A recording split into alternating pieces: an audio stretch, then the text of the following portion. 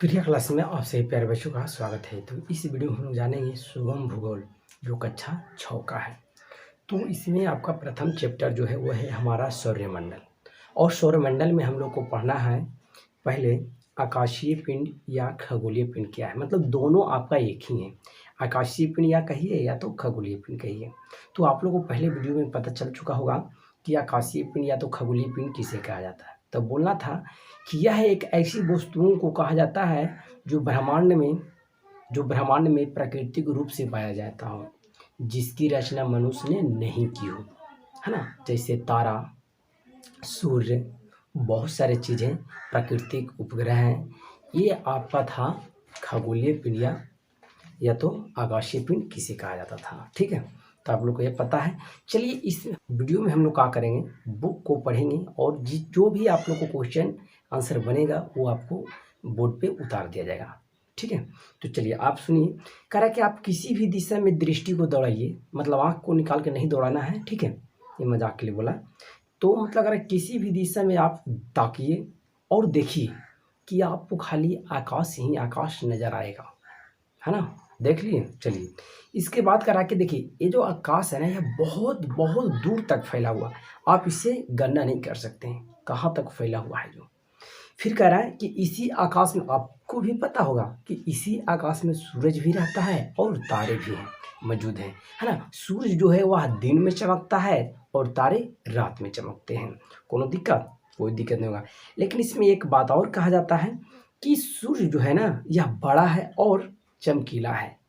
ठीक है, चमकता है। और उसकी अपेक्षा में, किसकी अपेक्षा में, तो सूरज की अपेक्षा में जो तारे हैं वह बहुत छोटे दिखाई पड़ते हैं और वह थोड़ा मतलब नज़र आते हैं, ज़्यादा उतना नहीं आते हैं। कह रहा है कि उसका प्रकाश मध्यम नज़र पड़ता है, एकदम मध्यम, थोड़ा थोड़ा आता है। किसका? तारा का आता है। कह रहा है कि वे टिमटिमाते नजर आते हैं, आपको ये पता होगा। ठीक है, अब यहाँ पे ध्यान दें। कह रहा है कि सूर्य और तारे जो हैं यह आकाशीय पिंड है, इसे खगोलीय पिंड भी कहा जाता है। कहा कि ये आकाश में रहते हैं, इसीलिए सूर्य और तारे क्या है?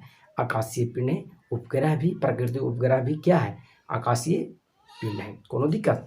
चलिए अब यहाँ पे हम सच की बात बताएं तो यहाँ पहले हम आप लोग को बताए होंगे कि जो सूर्य जो है ना वह बहुत बड़े हैं तारे से, लेकिन ये सच्चाई नहीं है। ठीक है, यहाँ पे ध्यान दें। मतलब जो सूर्य जो है ना तारे से बहुत छोटे हैं, लेकिन इसमें एक बात है। इसमें एक बात क्या है? यह बात है कि जो तारे जो है वह बहुत दूर, है ना, बहुत दूर स्थित है और जो सूर्य जो है हमारे बहुत नज़दीक स्थित है।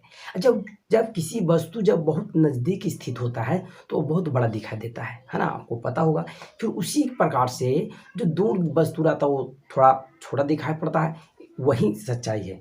यहाँ पे कह रहा है कि सच यह है कि आकाश में फैले हुए तो तारे बहुत बड़े बड़े हैं, किंतु अधिक दूर होने के कारण यह छोटे दिखाई पड़ते हैं। सूर्य स्वयं भी एक तारा है ना। सूर्य भी कह रहा है कि हम खुद क्या है? तारा है। चलिए बहुत अच्छी बात है।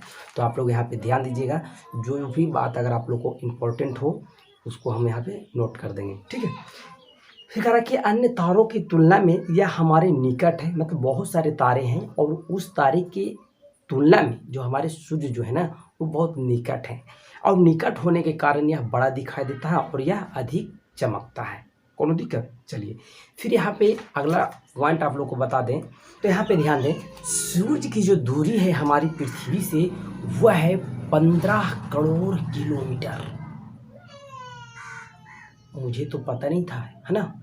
तो सूर्य और पृथ्वी के जो बीच की जो दूरी है वह है लगभग 15 करोड़ किलोमीटर। और एक बात और मेरे दोस्तों, यहाँ पे ध्यान दें, जो सूर्य का जो प्रकाश होता है, हाँ प्रकाश, जो लाइट है ना, जो रौदा जिसे हम लोग देहाती में बोलते हैं, है ना, धूप, जो उसका जो प्रकाश होता है वह पृथ्वी तक आने में 8 मिनट 15 से लेकर 20 सेकंड तक लगता है। समझ में आया? चलिए फिर से एक बार बोल देते हैं। सूर्य का प्रकाश पृथ्वी तक आने में 8 मिनट 15 से 20 सेकंड लगता है। कोई दिक्कत? चलिए जब सूर्य के बारे में बता दिए तो आप लोग को चांद के भी बारे में बता देते हैं। देखिए ध्यान दीजिएगा, जो चाँद का जो होता है ना, आपको खुद पता होगा कि चाँद का अपना खुद का प्रकाश नहीं होता है।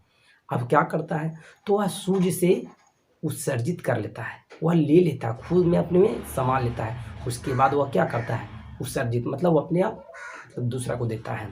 तो यहाँ पे ध्यान दीजिए, जो चाँद का जो प्रकाश होता है वह पृथ्वी तक आने में 1 मिनट 3 सेकंड लगता है। समझ में आया? अब यहाँ पे आप एक बात जानने योग्य है। अब यहाँ पे आपका है कि सूर्य जो है ना, अगर सूर्य का जो प्रकाश, आप बताइए कि सूर्य का प्रकाश कितना स्पीड में जाता होगा, पता है आप लोग को? चलिए हम बताते हैं।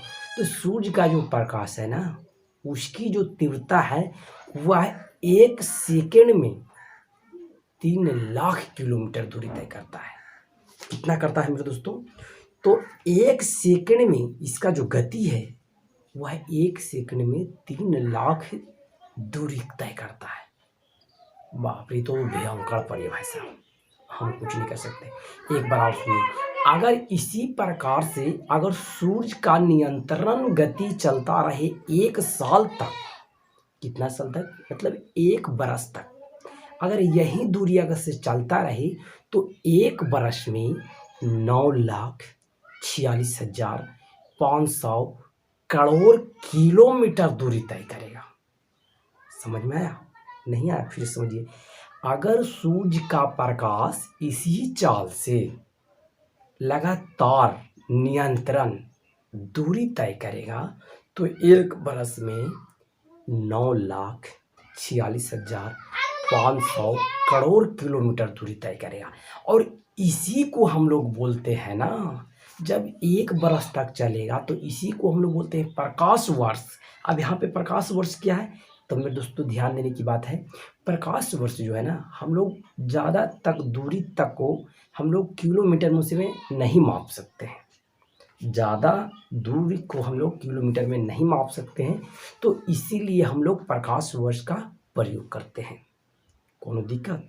तो मेरे दोस्तों, आपको और भी बहुत सारा चीज़ है, तो हम अगले वीडियो में आप लोगों को बता देंगे कि प्रकाश वर्ष किसे कहते हैं।